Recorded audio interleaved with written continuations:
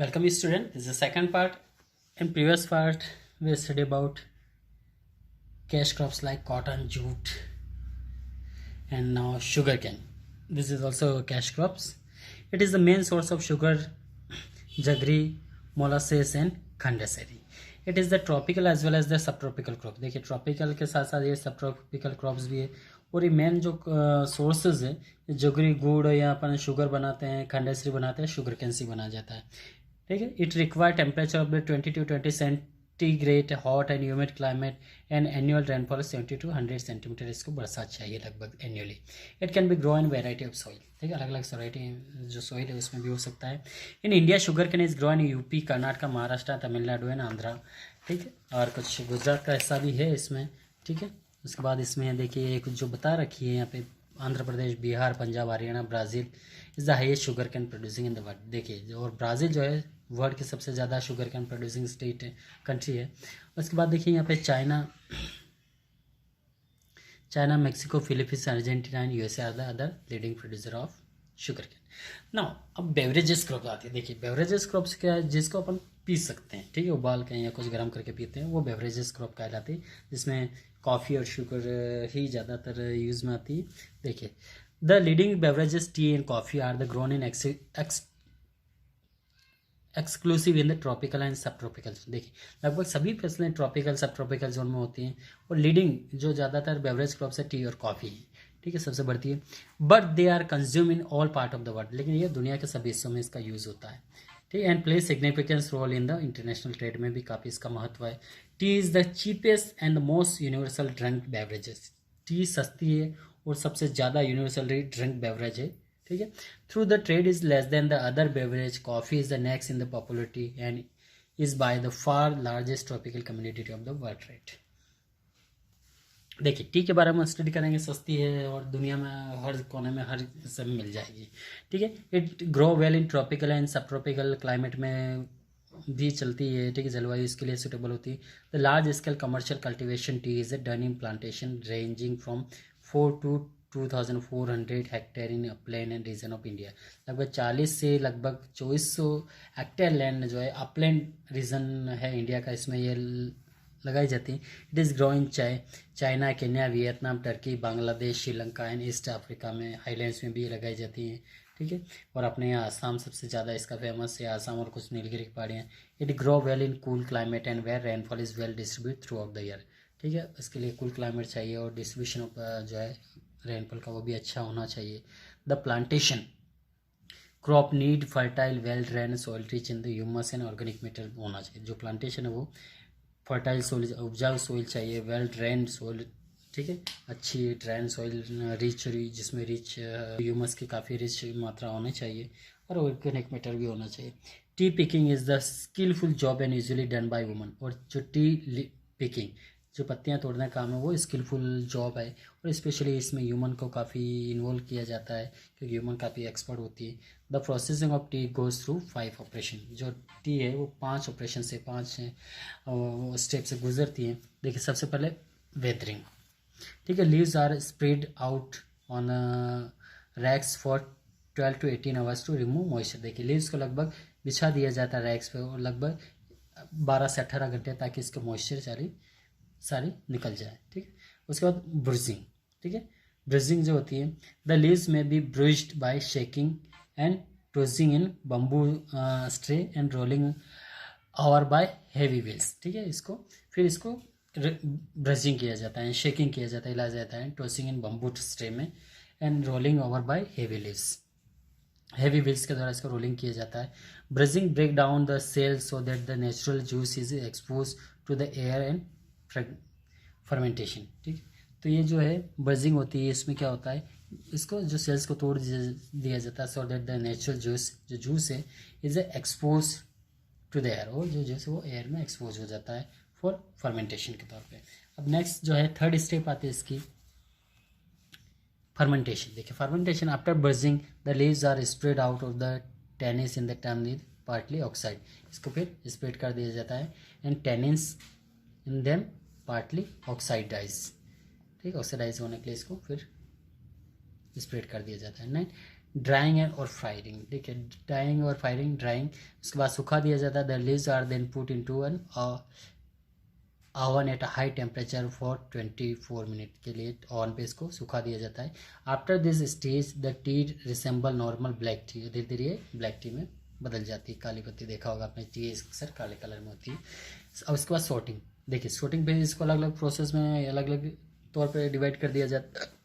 T is then sort into grade according to size, has names like pekoe, orange, pekoe, fanning and dust, ठीक है, अलग अलग category में इसको divide किया जाता है। देखा होगा आपने, जो डस्ट काफ़ी होती है, जो बड़ी है, फिर लीव्स वाली अलग अलग होती हैं, तो इनको अलग अलग सॉर्ट आउट कर दिया जाता है। This merely denote the size and appearance of the tea and have no reference of quality, ठीक, क्वालिटी रेफरेंस नहीं, बस साइज के तौर पर इनको डिवाइड कर दिया जाता है। The process of describe above in known as the orthodox method, और जो ऊपर जो है ऑर्थोडॉक्स मेथड कहलाती है। Now the use of CTC machine, देखिए CTC मशीन का भी यूज़ किया जाता है। Crushing, tearing and curling machine is also increase. अब देखिए CTC है जो क्रशिंग, टीयरिंग और कर्लिंग जो होती है, इस मशीन का भी अभी यूज़ होने लगा है। India is the largest producer and exporter of T in the world, और विश्व में देखें तो टी का सबसे बड़ा प्रोड्यूसर और एक्सपोर्टर भारत ही है। The major tea producing state are Assam, hill of Darjeeling, Assam के जो हिल है दार्जिलिंग और Jalpaiguri, Tamil Nadu, Kerala, West Bengal. Other state are Meghalaya, Tripura and Andhra, ये जो है स्टेट, ये प्रोमिनेंट टी प्रोडक्शन का काम होता है यहाँ पे। अब देखिए इसके बाद आता है कॉफ़ी, ठीक है, कॉफ़ी देखिए there are 2 variety of coffee, arabica and robusta. देखिए इसको 2 वेराइटी में अरेबिका एंड रोबस्टा के नाम से डिवाइड किया गया है। देट आर ग्रोन कमर्शियल, इसके लिए भी कमर्शियल स्केल पे ही लगाई जाती है। The former variety of account of 75% coffee production and the third variety Laberica occupies a small area। देखिए ज़्यादातर ये लगभग रोबस्टा है, लगभग 75% पे ही लगाई जाती है, और उसके बाद जो 25% है वो Laberica occupies small area. The coffee plant is small tree, देखिए ये छोटा ट्री होता है और श्रब या झाड़ी हो सकता है, which is about 4 to 6 metre high when fully grown, ठीक है, जब पूरी तरह ग्रोन होता है। It is usually pruned to about 3 meter, 6 to 7 months after the appearance of the flower, the fruit develop which is a green in colour, देखिए fruit आता है ये ग्रीन कलर में होते हैं, एंड चेंज टू रेड, धीरे धीरे red में बदल जाते हैं, and ultimately crimson when it's fully ripe, जब पूरी तरह पक जाते हैं। The mature fruit resemble a cherry and grow in the cluster attach to the branch with the short stem, ठीक है, इसका पूरी देखिए शॉर्ट स्टेम आप ये पिक्चर में देख सकते हैं किस तरह के इसके फ्रूट्स आते हैं, ये पूरी तरह क्लस्टर में आते हैं, पूरी बंच जैसा आपने ग्रेप्स के देखी थी, इसी तरह ये भी फ्लावर फ्रूट्स एक साथ आते हैं। And the mature fruits resemble cherry and grown in the cluster attachment to the branch with the short stem के साथ पूरी तरह अटैच होते हैं। Each and cherry contain 2 seeds, हर एक में 2 सीड्स होते हैं, कॉल्ड कॉफ़ी बीन्स, जिसको कॉफ़ी बीन्स कहा जाता है। सराउंडेड बाय पल्प, ठीक है, पल्प के द्वारा इसको कवर किया जाता है, जो ऊपर पल्प छिलका देखा होगा आपने। After plucking the cherry are process by pulping them and coffee seeds are beans are remove, coffee seeds या बीन को रिमूव कर दिया जाता है। The beans are then run through the fermenting and washing tank followed by drying, ठीक है, इसके बाद वॉशिंग किया जाता है, उसको सुखाया जाता है। Each beans has a parchment like skin, ठीक है, परचमेंट लाइक स्किन होती है।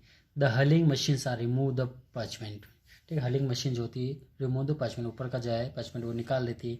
The beans are roasted to impart coffee flavour and aroma, और बीन्स को रोस्टेड किया जाता है, सेका जाता है, जिससे कॉफ़ी फ्लेवर एंड अरोमा आ जाता है इसमें। Coffee plant require warm and wet climate, देखिए इसको भी गर्म और ठीक है वेट क्लाइमेट चाहिए होता है। वेल ड्रेन लोमी सॉइल में काफ़ी अच्छी होती है। In India it is only in grown in Tamil Nadu, Nilgiri, Karnataka, Kerala. Brazil is the leading producer of coffee followed by Colombia and India, ठीक है। एग्रीकल्चर डेवलपमेंट, देखिए अब इसके बाद एग्रीकल्चर डेवलपमेंट हो रहा है यहाँ पे। With the rapidly growing population the demand of food grain is also increase, देखिए आज डे बाय डे हम देख रहे हैं जो है एग्रीकल्चर प्रोडक्शन की काफ़ी डिमांड है, क्योंकि पॉपुलेशन डे बाय डे बढ़ रही है, तो ग्रोइंग डिमांड, ठीक है, growing population is demand for food. So to meet the growing demand of effort are being made to increase the food production, और जितनी डिमांड बढ़ रही है उसको पूरा करने के लिए फूड प्रोडक्शन को पूरा डिमांड को पूरा करने के लिए फूड प्रोडक्शन के हर संभव मेथड अपनाई जा रही हैं. This can be achieve by raising productivity through the use of fertiliser and high yielding variety seed. और ये सारी जो चीज़ें फर्टिलाइज़र यूज़ करके, हाई यील्ड वैरायटी यूज़ करके इस प्रोडक्शन को बढ़ाया जा रहा है. सीड्स देखिए, seeds better irrigation facility and increase the use of pesticide ETC.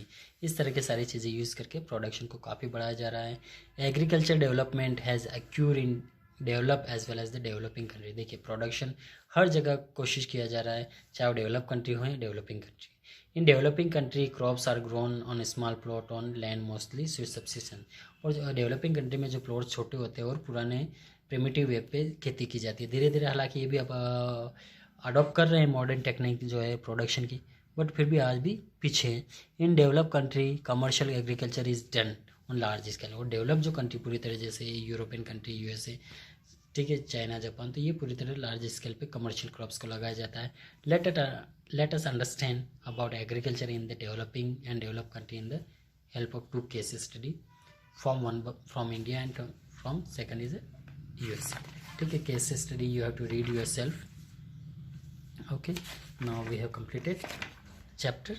Otherwise, if it is necessary, then we will continue this case study next part. Thank you.